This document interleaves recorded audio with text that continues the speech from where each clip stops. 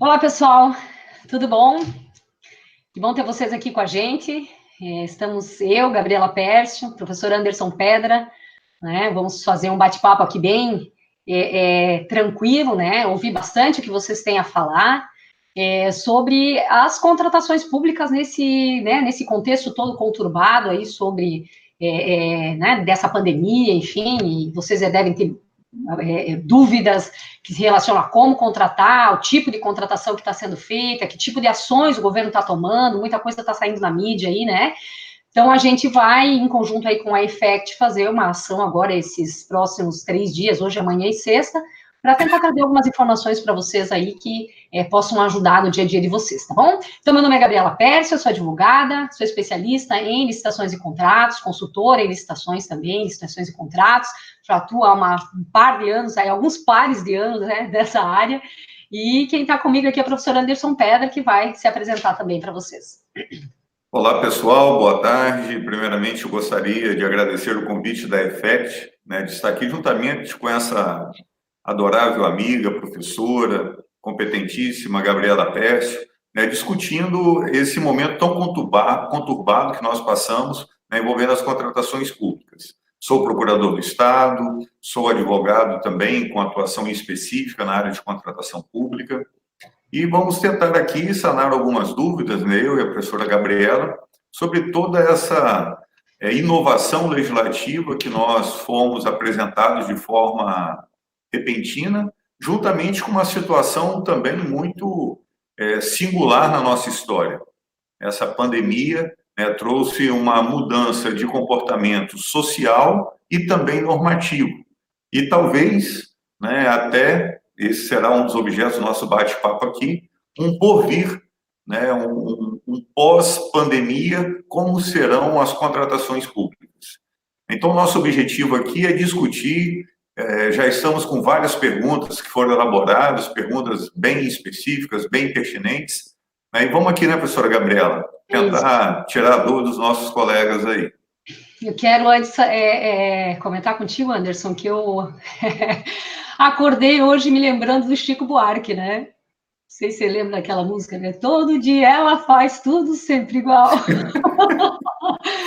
Gente, que loucura, né? A gente não imaginava, né? Parece que você vai abrir o olho e vai acordar de tudo isso, mas, enfim, né? Esses dias, professora Gabriela, eu ouvi uma piada, né, talvez um pouco sórdida, mórbida, dizendo o seguinte: a gente, né, quem atua com contratação pública, nessa quarentena, se não morrer do coronavírus, não vai morrer de tédio. Porque cada dia é um questionamento, uma pergunta, né, que nos move. Né? Mas vamos ao trabalho. Então, uma coisa que eu acho que é interessante, de repente, a gente já ir colocando, Anderson, é justamente envolvendo essa situação dessa volatilidade de tudo que está acontecendo, né? Todo dia a gente tem uma instrução normativa nova, uma portaria nova, a gente liga a televisão e se depara aí com situações novas, a gente está com o Instituto da Requisição Administrativa também, que está começando a ser muito utilizado. Eu penso que é importante para quem trabalha com a administração pública, agora nesse momento como fornecedor ou como contratado já da administração pública, ter essa noção geral do que está acontecendo, né? Então, nós tivemos uma lei ali muito importante, a Lei 13.979, que é a lei, basicamente, que está orientando as contratações nesse período, né?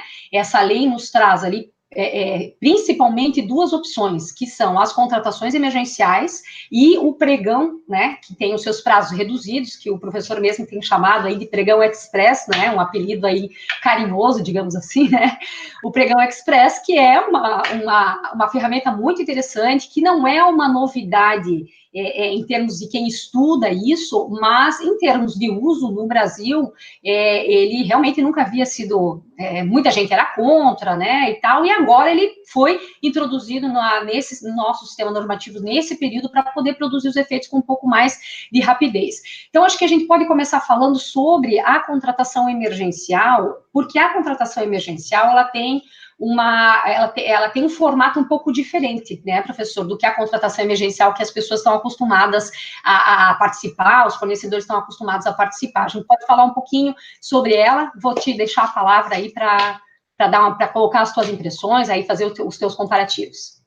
Então, a contratação emergencial, ela sempre foi, dentro de um passado recente, né, previsto o nosso ordenamento jurídico. A Lei 8.666, no seu artigo 24, inciso 4, já tem lá a previsão de contratação sem licitação em caso de emergência ou calamidade pública.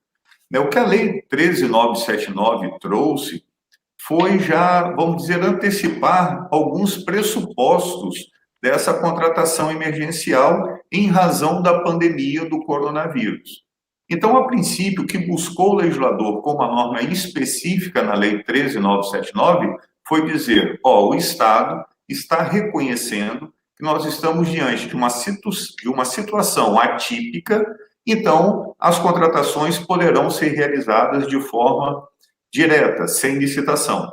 Uhum. E nesse aspecto também, diante de uma situação alarmante, calamitosa como essa, juntamente com essa contratação emergencial, até que o objetivo dela é dar celeridade à contratação, alguns aspectos do processo administrativo, da instrução, o termo de referência, o projeto básico, eles foram relativizados, exatamente para a administração pública ter celeridade.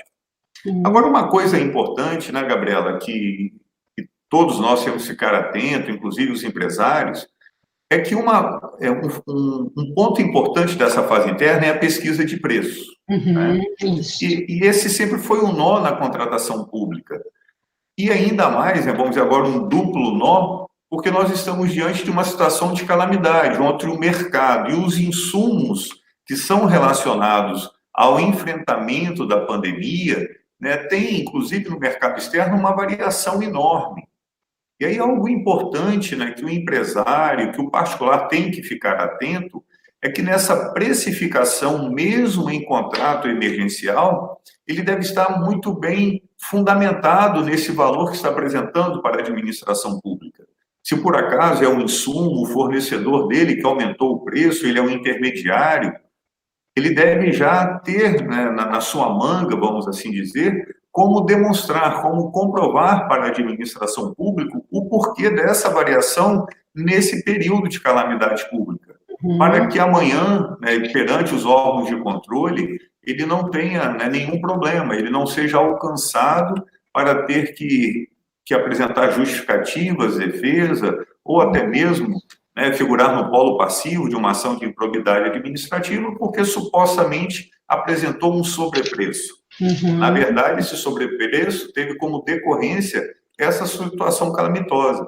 Então, é importante o empresário particular antecipar essa situação e já informar, estou apresentando esse preço em razão dessas circunstâncias aqui.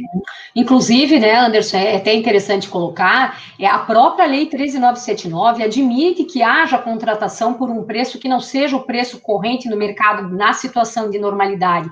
Então, essas contratações emergenciais, eventualmente, elas serão realizadas por valores que não seriam os mesmos se fosse uma situação de normalidade. Isso é uma decorrência normal, é um período de escassez, é um período de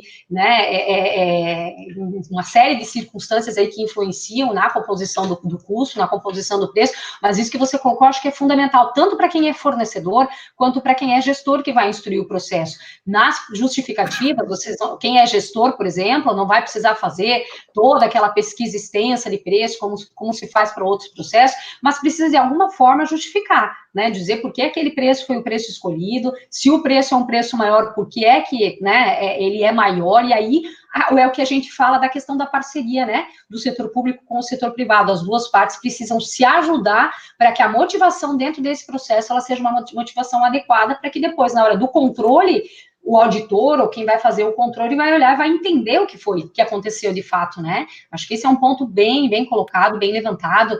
Eu estou de olho no relógio aqui, Depois eu sei que tem algumas perguntas sobre isso, e eu já vou puxar um outro gancho aqui para a gente não se deter muito nessa questão, porque a gente volta depois na resposta às perguntas. Questão que tem, o que eu acho que é muito importante, e que a gente já vem debatendo isso já desde antes da pandemia, se relaciona aos documentos de habilitação. Né?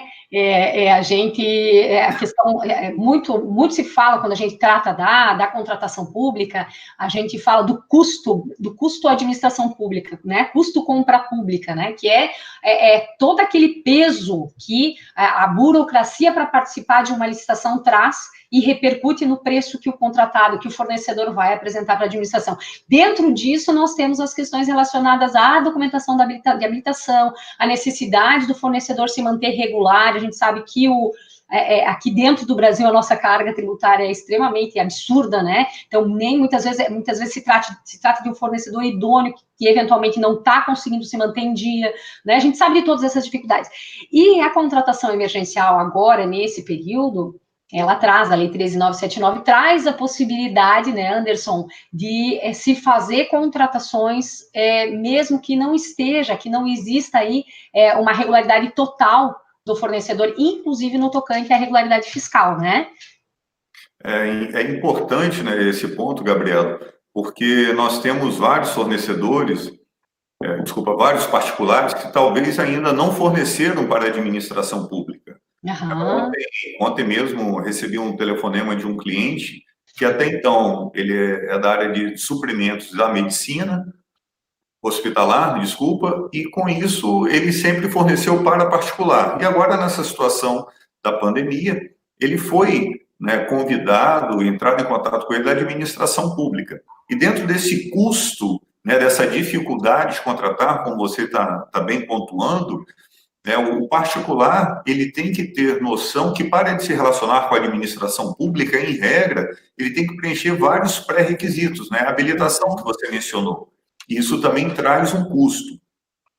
Então, agora, na contratação emergencial, aí também tentando antecipar algumas perguntas, né, já que nos foram encaminhadas, nessa contratação emergencial, alguns documentos não são mais obrigatórios, né? Inclusive, empresas que foram sancionadas também podem participar da licitação, da contratação emergencial. Uhum. Então, nós estamos num período extremo, onde o foco é o enfrentamento da epidemia, da pandemia, e, para tanto, nós vamos valer de particulares, de empresas, mesmo que não estejam com sua regularidade fiscal, mesmo, inclusive, que já tenham sido sancionadas pela administração pública. Uhum. Essa aproximação, né, essa parceria entre o público e o privado, cada vez vem sendo, vamos dizer, fortalecida nesse processo pandêmico, em razão que é necessário, indiscutivelmente, a união de todos os esforços, tanto dos gestores públicos quanto dos particulares. E complementando, Gabi, um pouco da nossa fala inicial, né, nesse custo da licitação, o particular, né, tem que ter em mente, na hora também da sua precificação, e aí numa conversa sincera, se for possível, colocar isso no contrato, porque a Lei 8.666, em regra, traz um prazo de pagamento de 30 dias. Uhum. Isso também gera um custo, né, isso traz um preço diferenciado. Porque o mercado, ele se relaciona quase sempre com o pagamento à vista, o mercado privado.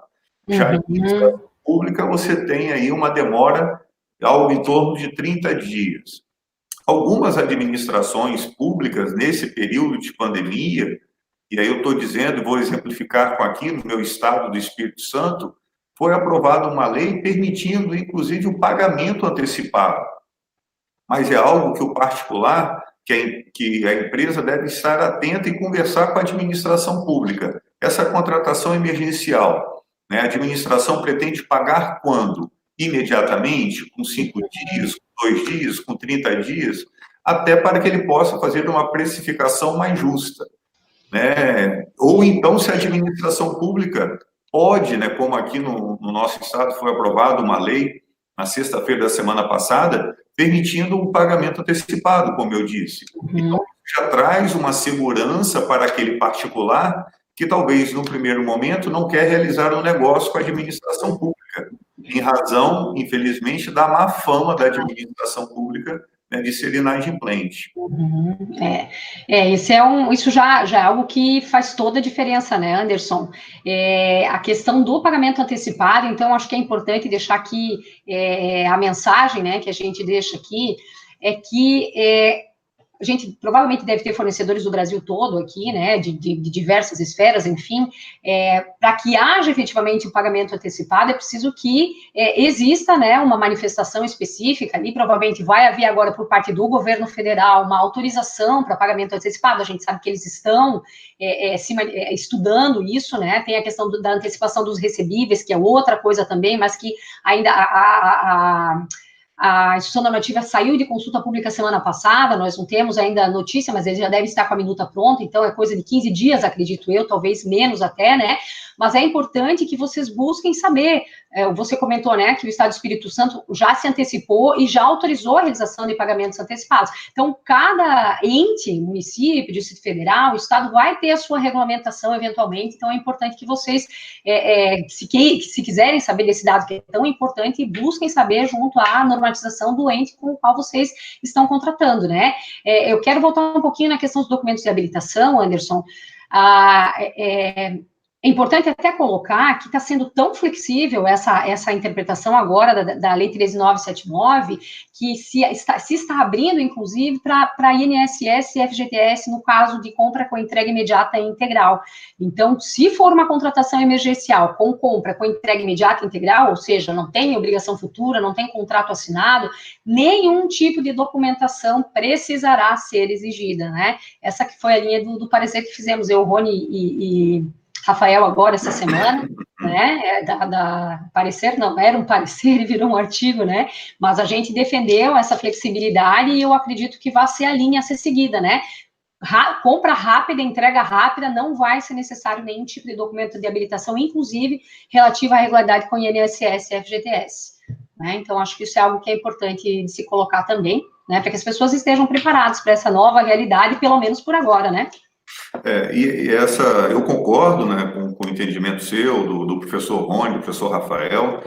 Eu acho que uma situação emergencial, a gente tem que deixar toda essa parte burocrática de lado, né? Agora, é importante, como nós já falamos aqui, né, Gabriela, que a empresa entre em contato com o órgão, se ele é público, desculpa, se ele é estadual, se ele é municipal, se ele é federal, para saber o que ele está exigindo. Às vezes nós temos algumas empresas que têm interesse de contratar com a administração pública, não só pelo viés financeiro, mas com o objetivo de contribuir, né, para esse enfrentamento da pandemia. Um ponto interessante, né, Gabriela, é que às vezes quando nós pensamos na pandemia, o que vem à mente é o álcool gel, a máscara, os respiradores, né? Mas não, nós temos uma gama de objetos, de bens, de serviços que vão servir direto ou indiretamente, né? Eu escrevi um artigo, saiu publicado ontem sobre essa temática, né? Que as contratações além da área de saúde. Então, eu posso ter uma escola tendo que alterar um contrato, de repente, ou mudar a forma de entrega da alimentação para aquela criança que, durante a semana, contava com alimentação na escola. E agora, de forma diferente, ela vai ter que ser alimentada em casa, né? Porque os pais não têm condições. Então, o Poder Executivo, por intermédio da sua Secretaria de Ação Social, ou Secretaria de Educação, né, estará comprando arroz, feijão, mantimento para uma situação de enfrentamento. Câmaras municipais, né, podem estar comprando álcool gel, podem estar comprando software para permitir, de repente, a realização de uma sessão virtual. E aí eu tenho que ter todo um aparato tecnológico, vou ter que, de repente, locar um notebook para ceder para o auditor do Tribunal de Contas trabalhar em casa de teletrabalho. Teletrabalho. Então, todos esses bens, todos esses insumos que servem para o enfrentamento da pandemia podem ser contratados diretamente. Né? E aí a gente tem vamos dizer, o encaixe, né, a subsunção de tudo aquilo que você falou. Mesmo uma empresa que não tem a regularidade, né, na questão do notebook, do álcool gel, da máscara, do arroz, do feijão, pode ser contratado Isso, nessa situação especial. E é importante lembrar que quem não tem cadastro, né, quem não, pelo menos tentar manter o cadastro ativo, né, o SICAF, os cadastros municipais, porque, na verdade, como é que os fornecedores identificam ou são chamados para essas contratações emergenciais? Por meio do cadastro. Então, se um fornecedor eventualmente não tem cadastro, nunca forneceu para a administração, ele vai ter que se apresentar de alguma forma, né, como um fornecedor idôneo, se oferecer, se colocar ali à disposição para a contratação emergencial, porque, na verdade, a administração vai ter que identificar, de alguma maneira, quem são essas pessoas que estão no ramo daqueles objetos dos quais a administração precisa. Então, o primeiro local onde ela vai é o cadastro, né, o SICAF, no caso da administração federal, são os cadastros municipais, estaduais, enfim, mas quem não está nos cadastros, aí precisa, de alguma forma, se antecipar e se oferecer para atuar junto com a administração nessa área de contratação emergencial, né? Acho que essa é a linha, né? E um ponto interessante, né, Gabriela, que você mencionou, né, uma palavra que me fez linkar uma situação do início, que é a questão da requisição administrativa. Isso. Uhum. Porque nós temos o particular, em regra, ele se oferecendo nessa circunstância, né, buscando o cadastro, como você disse. Essa é a forma, né, legal, legítima e dentro da normalidade do particular se relacionar com a administração pública, mas às vezes essa necessidade da administração pública pode ser tão importante, tão maior, que a administração pública vai até o particular. E mesmo se o particular não quiser celebrar um contrato com a administração pública, então se eu tenho estoque de álcool gel, se eu tenho estoque de notebook, e eu digo, não, eu não quero alugar, eu não quero vender, não quero ter nenhuma relação negocial com a administração pública. Então, a administração pública, ela poderá utilizar de um instituto, né, que tem, ele estava adormecido, né, durante um bom tempo. Muito se duvidou no início se a administração brasileira teria, né, feito, digamos assim, para usar a requisição, mas foi muito rápido, né, a utilização da requisição administrativa. Né? Mas é um instituto que tem previsão na Constituição Federal, né? Está no artigo 5º da Constituição. Uhum. Né? Então, ou seja, é um instrumento importante para tutelar o interesse público. Então, pode sim a administração pública requisitar, né? Bom, para ser entendida como se fosse confiscar. Para quem não está afeto a esses termos, né? Então, estão acompanhando na televisão, nos grupos de WhatsApp, enfim, isso está muito na boca do povo agora. O que acontece? A administração pública emite um ato, né? O poder executivo, o município, o estado, enfim, o governo federal emite um ato e requisita, ou te obriga a entregar o quantitativo do qual você dispõe, por exemplo, de máscara, de álcool gel, com a promessa de pagamento futura, né? E isso se chama requisição administrativa, isso é possível em tempos de guerra, em tempos de calamidade pública, que é o que nós estamos equiparados agora, embora não estejamos em guerra, estamos em guerra contra um inimigo invisível, né? Como bem disse o nosso ministro da Saúde. Então, é possível, e o particular, ele não pode se opor a essa ação do Estado, por quê? Porque visa um benefício maior. A grande questão é que as pessoas estão encarando isso como sendo algo prejudicial,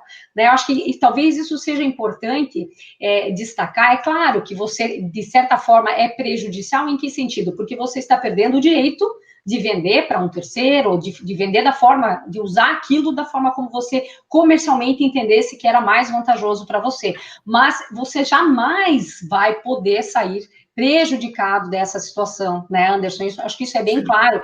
Por mais que o poder público não pague nesse momento agora, né, isso vai acontecer. Então, de certa forma, existe uma certeza de que o pagamento vai acontecer, não vai existir uma imposição unilateral de valores, né, a rigor, a administração, no momento do pagamento, ela vai chamar o particular requisitado ao diálogo para que se busque aí a identificação de quais eram os valores cabíveis. Então, não, por mais que seja algo com o que a gente não está acostumado, né, é um instrumento que não se trata de um abuso de poder, não se trata de um abuso de autoridade, ele está sendo utilizado para suprir realmente a necessidade agora de uma situação como essa, e ao final tudo tende a se acabar bem, digamos assim, com o pagamento por meio de uma fixação conjunta do preço, né? Acho que é isso aí, né?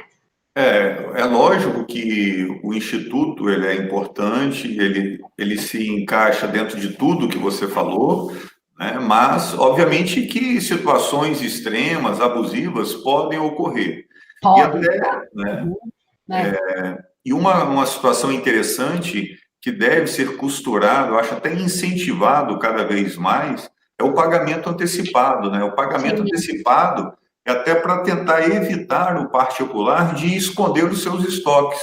Porque às vezes o particular ele pode ficar receoso, porque a administração pública, diante da situação pandêmica, vai pagar? Vai, mas quando?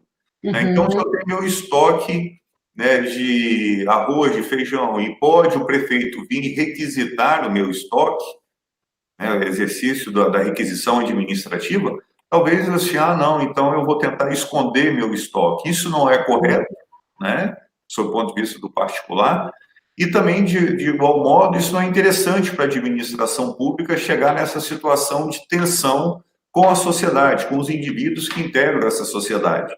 Então, o pagamento antecipado, né, talvez o pagamento antecipado de uma parte, né, do que seria possível de requisição, eu acho que é algo que deve, como você bem disse, ser uhum, conversado. Né? Nós é. estamos numa situação, né, de calamidade, eu acho, em que vários institutos serão testados, né, como você bem destacou, a parte burocrática está sendo deixada de lado, a gente tem mais celeridade na contratação, e a Uhum. requisição também, né, esse ato de império do Estado, né, também está recebendo alguns influxos para que nós possamos ter aí uma administração mais dialogada com o particular. O pagamento antecipado sempre foi não é um mito, né? Mas ele sempre foi um. Ai, me fugiu a palavra agora. Nossa, não quero dizer um mito, né? Mas o pagamento antecipado é algo que é uma exceção da exceção, normalmente, dentro dos contratos administrativos. E agora, nesse momento, ele está sendo visto, na verdade, como a solução para os problemas. Né? Então, está se criando aí uma relação de confiança mútua. Eu acho que é bem importante colocar isso, porque o motivo pelo qual não se paga antecipadamente na administração é o risco, né? Que a administração pública vai correr. Por quê? Porque o gestor público ele tem responsabilidade. Se ele paga antes de receber e depois ele não recebe, isso acaba sendo né, não só gerando prejuízo ao interesse público, responsabilização do agente público, né?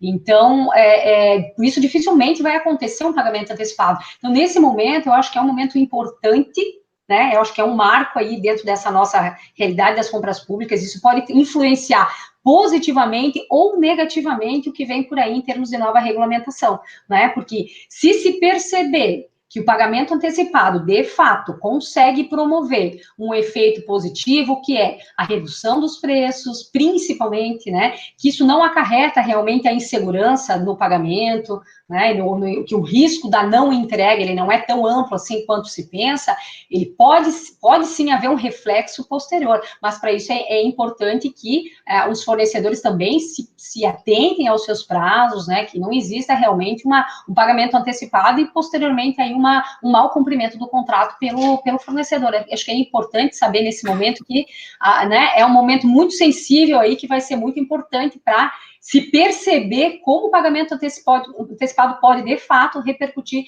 nessa relação entre fornecedor e administração pública, né? Seria ótimo para todos nós, né? Estamos falando aqui com fornecedores, se a praxe fosse, né, não fosse tão difícil um pagamento antecipado dentro da administração, né? Seria bastante importante, né? Eu também tenho a mesma esperança sua, Gabriela, né? De que a administração celebre bons contratos, Isso. seja mais testado ainda esse pagamento antecipado, né? Para que a gente tenha isso, então, arraigado de forma definitiva dentro, né, tanto do direito escrito, né, do direito posto, como da cultura administrativa. Como eu Uhum. disse, o pagamento antecipado era um mito, ele acontece em casos bem particulares, eu sempre cito 2 ou 3 exemplos, né, que eu conheço de pagamento antecipado, né, mas eu acho que tem que ter essa cooperação entre o público e o privado, e a gente está caminhando para isso. Isso aí. Então, vamos. Eu acho que a gente está com meia hora aí de live. Vamos para as perguntas? Eu queria só tocar num ponto, para mim, que eu acho que pode ser Ah, importante, que é a questão dos reflexos nos contratos.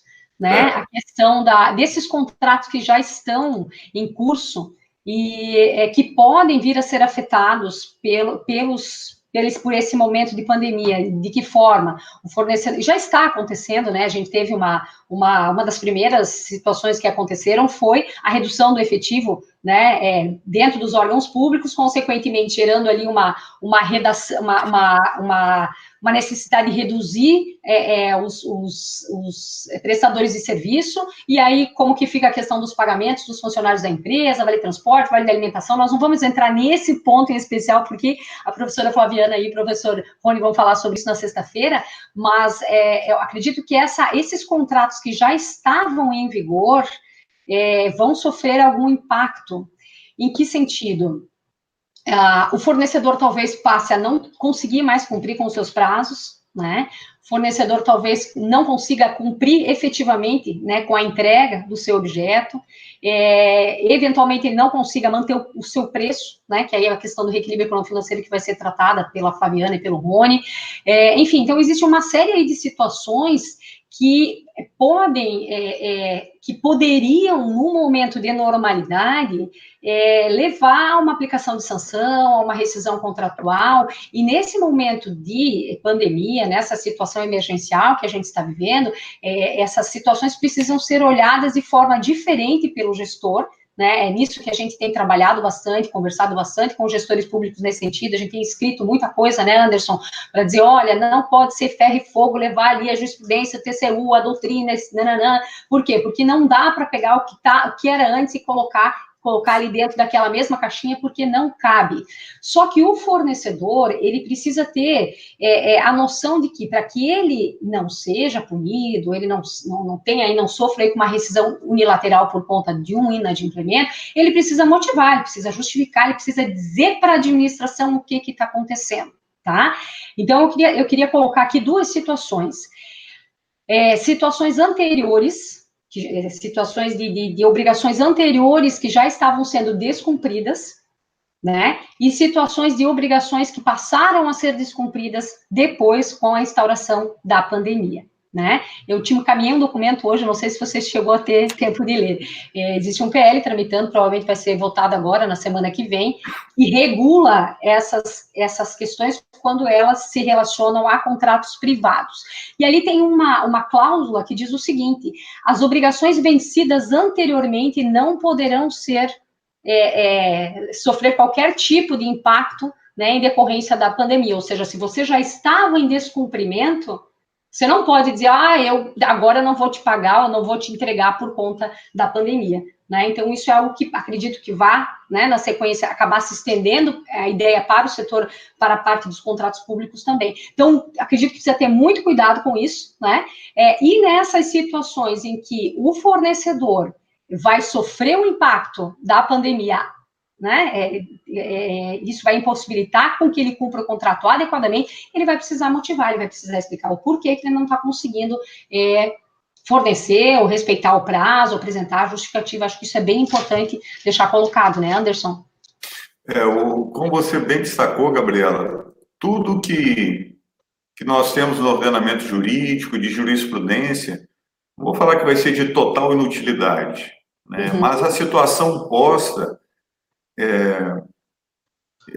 eu li uma certa vez que as flores, para elas florescerem, elas têm que estar sob tensão. É o estresse que faz a flor, né, desabrochar, germinar.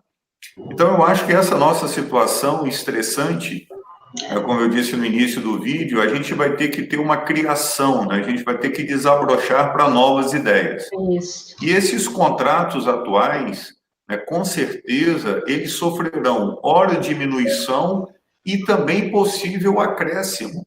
Sim. Ontem eu conversava com um colega que eles estavam querendo aumentar um contrato de vigilância, né, e até acima do permitido, de acordo com a Lei 8666. E aí ele falou, Anderson, eu posso, não posso fazer isso? Eu falei, eu entendo que você deve fazer de forma justificada, né, ultrapassando o limite limite legal da Lei 8666, os 25% de acréscimo. Unilateralmente. Unilateralmente. Ou consensualmente? Não. Acima dos 25%, consensualmente. Consensualmente, isso. Consensualmente. Aí ele, mas isso... Eu falei, eu prefiro fundamentar nesse sentido do que fazer uma contratação emergencial excedente, né?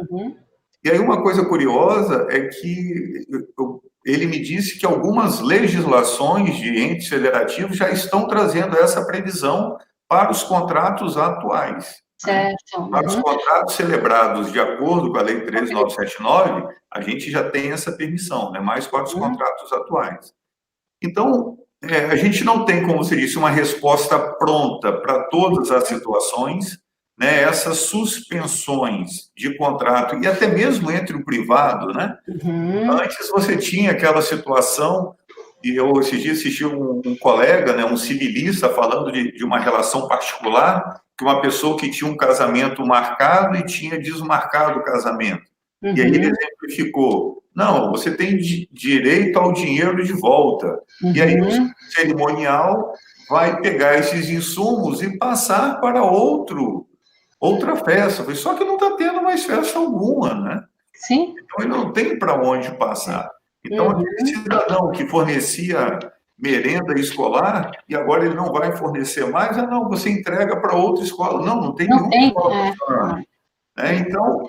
São situações muito específicas, né? Muito diferentes. E a Constituição Federal, né, lá no artigo 37, traz a responsabilidade objetiva do Estado. Então, o Estado, né, quando ele causa prejuízo ao particular, ele tem que indenizar. Aí agora nós temos que verificar qual é o nível desse prejuízo, e aí o diálogo com o privado, né, numa conversa sincera, legítima, para chegar à melhor solução, para que nem tanto o particular, né, como você disse, não pode ser a ferro e fogo, né, eu transferir toda a responsabilidade do prejuízo para o particular, nem também a administração arcar com todo o prejuízo, com toda a situação. Então, nós temos que tentar minimizar isso. E nós não podemos esquecer também, né, que a relação contratual, né, a contratação pública, ela tem essa ligação entre o público e o particular, mas no entorno tem toda uma questão social. Sim. A gente não pode esquecer, né, do desemprego que pode ser gerado, de uma empresa que pode vir à falência, e talvez a administração pública, o Estado, irá precisar dessa empresa futuramente. Ou a sociedade precisa dessa empresa funcionando. Então, tem que ser muito bem pensado, né? A Lei de Introdução à Norma de Direito Brasileiro, né, a LINDB, ela traz a questão das consequências da decisão. Então, a administração pública tem que pensar muito bem antes de rescindir um contrato, antes também, né, de fazer uma supressão que venha praticamente, né, gerar de forma indireta a rescisão do contrato. Então, a gente não tem uma receita de bolo pronto, tem que ter um equilíbrio contratual e tem que ser uma coisa conversada de forma consensual. Eu digo o seguinte, que nós estamos agora, nesse momento, tendo que construir toda uma ideia nova sobre pressão, né? Sim. A própria administração pública está passando por um momento muito ímpar, muito singular, né? A gente conhece também vários gestores públicos que não conseguem nem dormir mais, porque estão nessa condição. É uma situação em que o interesse público ele passou a ser o mais amplo possível, né? Eu não posso rescindir um contrato porque o interesse público, que é o fornecimento daquele produto, não foi atendido. Não é mais essa forma como vai ser vista, né? Tem que olhar qual é o que aconteceu, qual é o impacto dessa rescisão para a empresa. Não vou suprimir porque eu não quero mais. Não, mas, né? Qual é o impacto social? O que isso vai representar para a economia? Enfim, né? A gente está vivendo tempos muito diferentes, então merece aí uma análise totalmente diferente também, né? Muito bem, e agora? Passamos para as perguntas? Vamos para as perguntas. Eu quero só fazer uma colocação para complementar uma colocação que eu mesma fiz, né? Quero fazer um esclarecimento aqui. Eu falei sobre as obrigações que começaram a ser descumpridas antes, né? Isso foi uma questão que alguém me fez, enfim, um fornecedor me fez a semana passada e disse o seguinte: Gabriela, eu estava em atraso, injustificado. Né? Estava em atraso justificado com a entrega, mas com a pandemia agora eu não posso mais entregar, eu não consigo mais entregar, eu tinha uma possibilidade de atrasar, eu ia ser multado, né, eu ia receber uma multa de mora aí conforme o contrato, só que agora isso se tornou um inadimplemento e eu provavelmente eu vou ser multado com aquela multa lá de 40% e eventualmente você receber uma sanção mais grave. Eu falei, de jeito nenhum. Né? Então, esse é um caso muito específico, porque, embora a tua situação de atraso injustificado lá atrás, né, iniciou-se antes do momento da pandemia, a administração vai ter que entender essa situação de posterior pandemia na hora que ela vai dosar qual é a sanção que ela vai aplicar. Então, nesse caso, você tem que brigar pela multa, né? Pela multa de mora, né? Não é nem brigar por não ser multado, porque multado será, mas tem que brigar pela multa de mora, né? Para poder afastar ali mostrar que você não tem culpa pelo inadimplemento, embora você tivesse culpa já em razão daquele atraso, né? Mas era só isso para deixar claro, para dizer que, né, nem tudo está perdido nesse mundo, né? Eu vou acessar aqui o documento para a gente buscar as perguntas. Não sei se conseguiremos responder tudo, né? Nós temos aí 20 minutos ainda. Algumas delas se repetiram. Anderson, se você me permite, eu vou, né, para a gente, eu vou colocando as perguntas e a gente vai fazendo as colocações, né? Eu tenho aqui a primeira da Andréia. Tá. Andréia Miranda. Isso. Aí eu posso tentar responder uma, eu começo com as ímpares e você com as pares, pode ser? Tá bom, mas eu vou deixar as mais difíceis para você, tá? Não, eu já olhei antes e vi que as ímpares são mais fáceis. Então, a Andréia, né, nos perguntou se gostaria de saber se ganharmos e os órgãos públicos não conseguirem cumprir os pagamentos, temos como receber? Sim, como disse a Gabriela no início, né, nós temos como executar a administração pública. É lógico que é uma execução mais morosa, né? Os prazos envolvendo a administração pública são prazos diferenciados, mas uma certeza você vai ter, né? O seu devedor, ele sempre terá solvência, ele terá como lhe pagar. Pode demorar o pagamento, né? Talvez possa ir para até o precatório. Hoje você vai ter uma legislação que vai variar de um órgão para o outro, dependendo do valor, né? Esse pagamento, após o trânsito em julgado da decisão, ele vai para a requisição de pequeno valor. É um pagamento mais rápido, com prazo de 30 dias. Ou, caso contrário, vai para o precatório.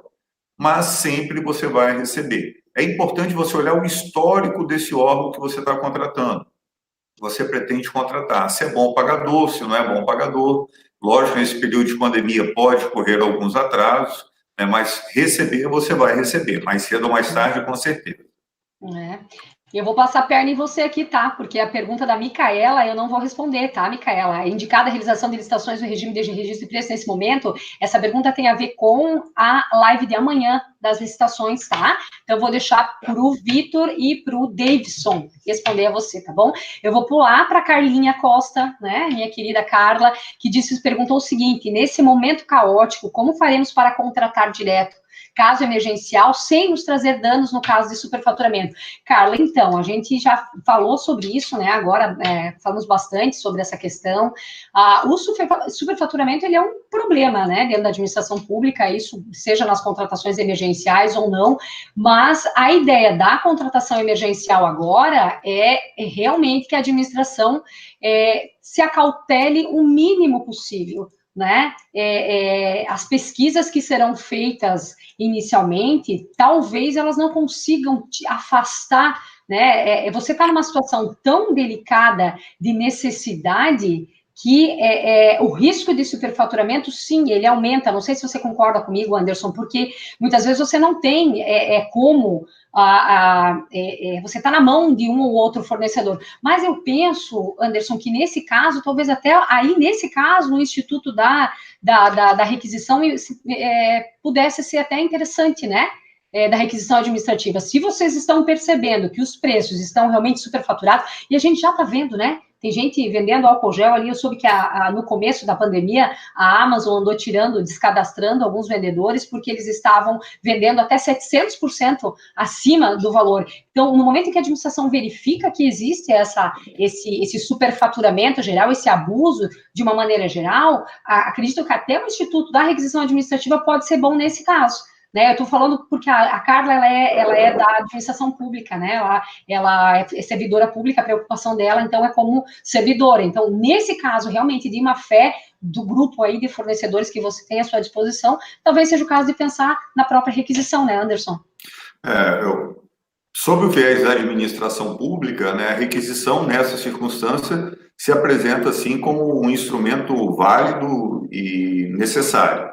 Agora, sobre o viés do particular, né, como eu disse no início, é importante o particular ter em mente que essa regra de mercado, que às vezes eu acho que aqui no Brasil, né, eu posso colocar o preço que eu bem entender, se alguém está comprando o que quer pagar, isso não funciona bem assim quando nós estamos lidando com a administração pública, né? Isso pode ser passível de responsabilização, tanto na esfera administrativa, quanto na esfera civil, por meio de uma ação de improbidade administrativa, como também numa esfera criminal.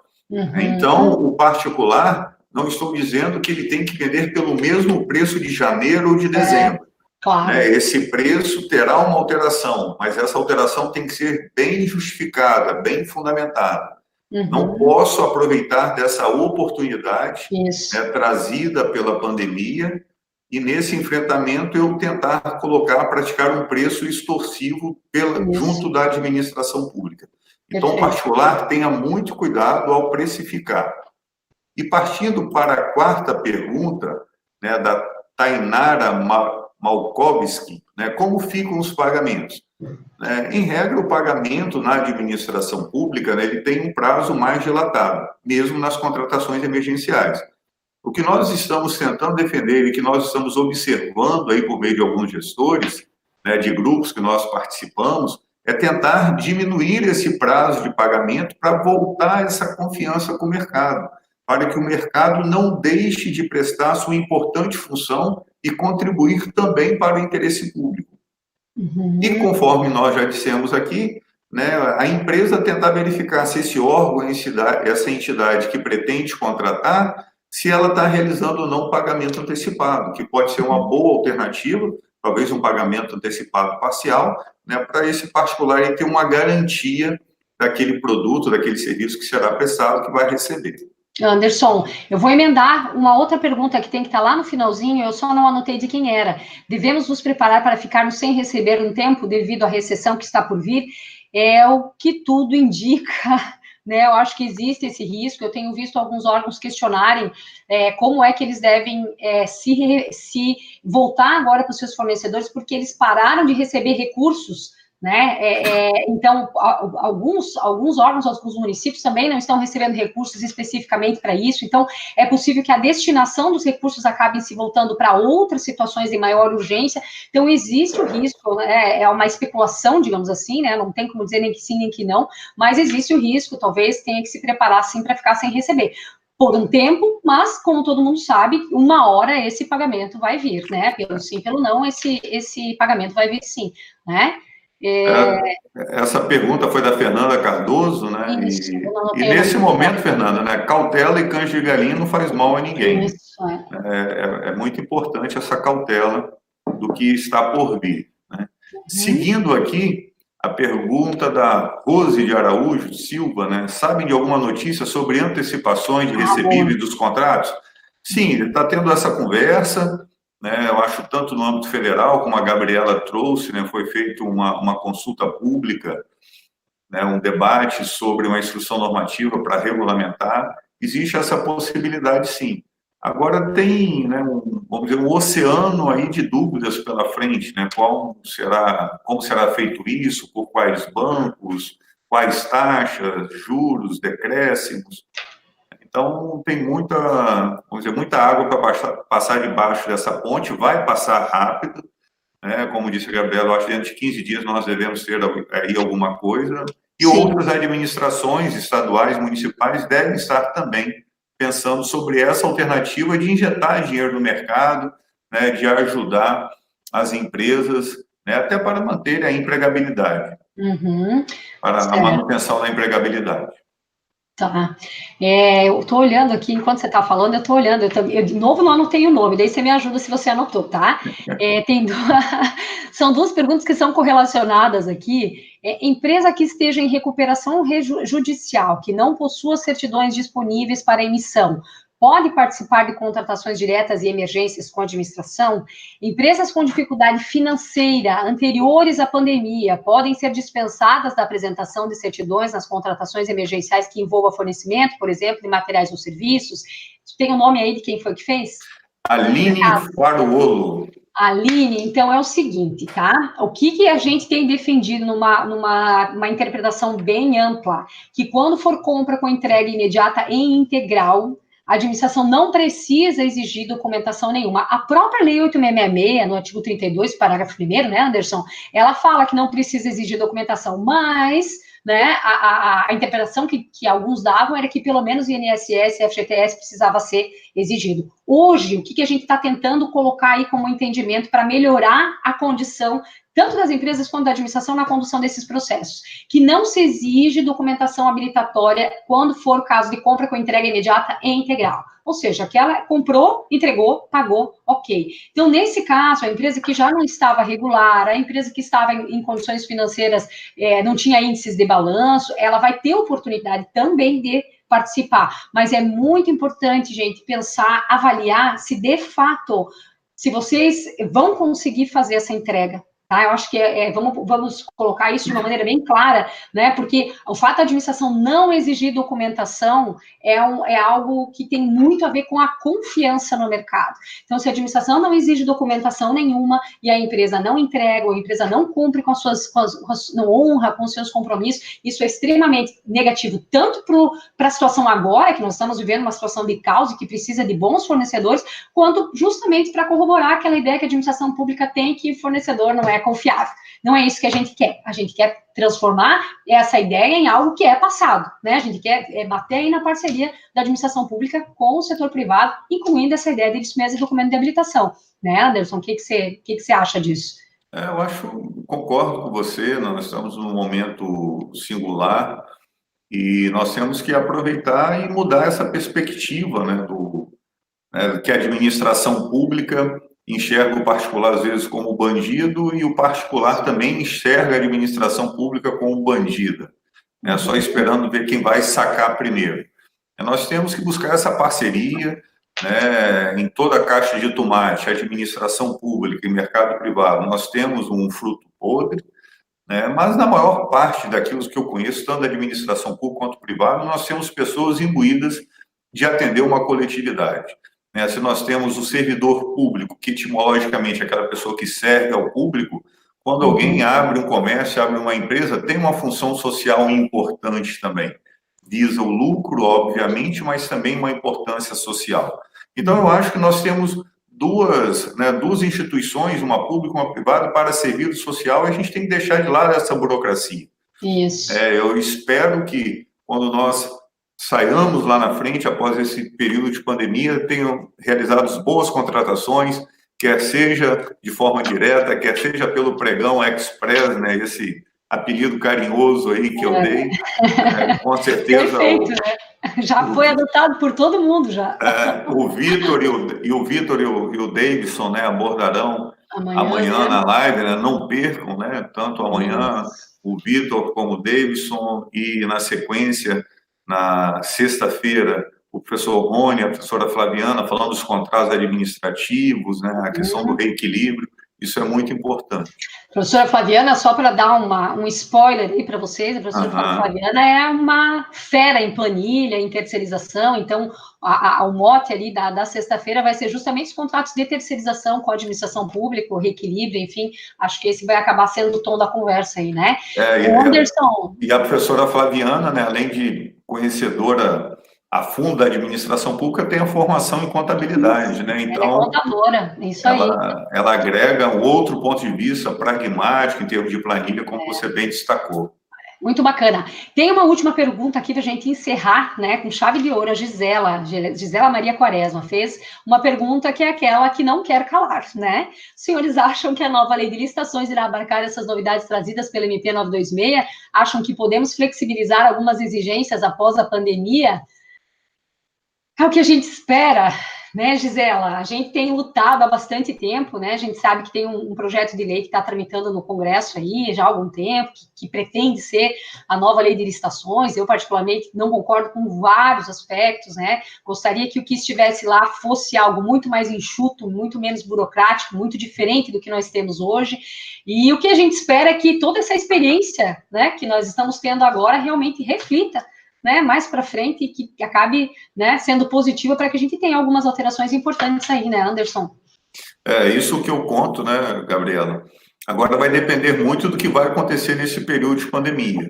Da mesma forma, se contratações ruins forem celebradas, se preços superfaturados forem apresentados para a administração pública, talvez isso será justificativa para que as novas legislações venham ainda mais amarradas, né? Dizendo, olha aí, quando nós tentamos afrouxar a burocracia, olha o que aconteceu. Mas é lógico que a minha esperança, a fé, tanto na administração pública quanto na iniciativa privada, né, que a administração pública celebre bons negócios e que saiamos todos, né, após esse período de pandemia, também com uma inovação legislativa testada, né, testada a ferro e fogo e com resultados satisfatórios. Anderson, a gente tem que encerrar, tá tão bom, né? Essa conversa tá tão boa. Deixa eu contar para vocês aqui que a gente recebeu, a Amanda acabou de me avisar aqui que a gente recebeu muita pergunta pelo chat, não tem como responder tudo. Nós vamos filtrar aí, vamos distribuir nas outras lives também, tem muita coisa que já se repetiu, mas ninguém vai ficar sem resposta, tá? Eu quero agradecer esses momentos, né? A gente não está conseguindo mais se ver presencialmente, a gente está acostumado a se ver em alguns eventos por aí, eventos nessa área de contratações públicas. Então, esses dias eu reclamei ali no nosso grupo, falei, eu tô com saudade desse povo que a gente não vê mais, né? Então, obrigada pela oportunidade de estar aqui contigo hoje, né? A gente, mesmo à distância, aí está trocando boas ideias, está desfrutando aí da companhia um dos outros. Eu espero que vocês tenham gostado, né? A gente não será a primeira, né? Vai ser, acredito que seja a primeira de alguma série aí, a gente vai, conforme as coisas vão acontecendo, a gente vai dar continuidade, mas por hoje a gente tem que encerrar. Anderson, diga lá. Pois é, Gabriela, agradeço aí a sua companhia, né, virtual. Como você disse, esses acontecimentos nos distanciou, a gente sempre se encontrava nos eventos, congressos, seminários, workshops. Agradecer a Effect por esse momento, por essa contribuição que ela está fazendo para os particulares, para a administração pública, né, nesse momento tão difícil, que a gente tem mesmo que trocar informação, trocar experiência. Às vezes a gente não consegue, né, esse diálogo, né, com esse outro lado, vamos dizer, né, com o privado. Então, é um momento muito rico. A gente conversava em off, né, Gabriela, com relação às perguntas. Né, nenhum brasileiro será deixado para trás, nem nenhuma pergunta também será deixada para trás. Exatamente. Ou eu, a professora Gabriela, e por meio da Effect, iremos responder, e também será distribuído. E não percam, né, as lives de amanhã, né, com o professor Vitor e o professor Davidson, falando sobre pregão, procedimento de licitação, né, dentro dessa situação de emergência, de calamidade, e depois, na sexta-feira, do professor Rony com a professora Flaviana. Não obrigado, percam, gente. Obrigado, Effect. Obrigado, Gabi. Sempre um prazer estar com você. Obrigado a vocês, né, que nos honraram aí com a audiência, né? Espero ter atendido a expectativa de todos. Uma honra, com certeza. Beijo aí, meu querido. Vocês também, beijo para vocês. Fiquem bem, se cuidem, fiquem em casa, quem puder. Com quem certeza. Não puder. Enfim, né? Vamos aguardar as próximas orientações, tá bom? Beijo para vocês. Tá joia. Até. Tchau, tchau. Tchau, tchau.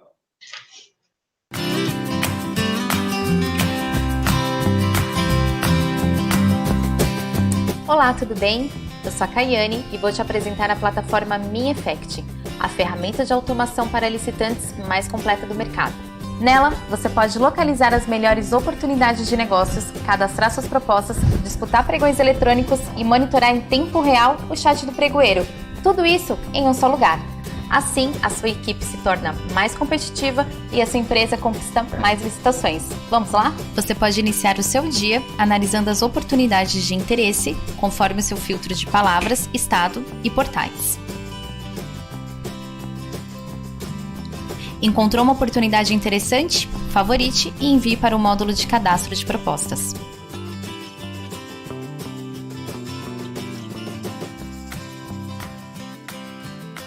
No cadastro de propostas, você pode exportar uma planilha com os dados importados do portal ou iniciar a edição via sistema.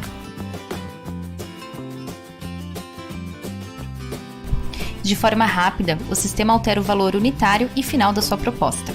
Com poucos cliques, adicione o documento de habilitação e gere a proposta em PDF.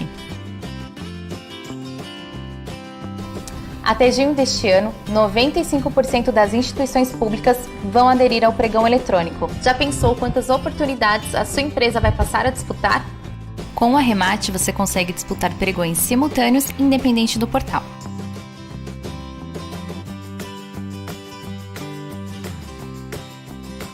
Configure o seu valor limite e dê o play para disputar mais pregões e de forma assertiva. E além de encontrar as oportunidades, cadastrar as propostas e participar de pregões com sistema de disputa inteligente, você também pode monitorar as convocações da sua empresa, seja por alerta sonoro ou visual.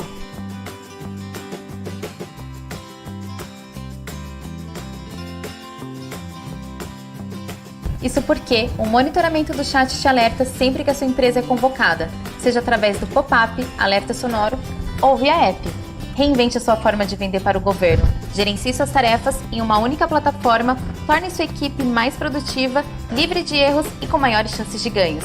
Com a Effect você vai mais longe. Ficou curioso? Solicite já o seu período de teste e conheça na prática todas as nossas funcionalidades.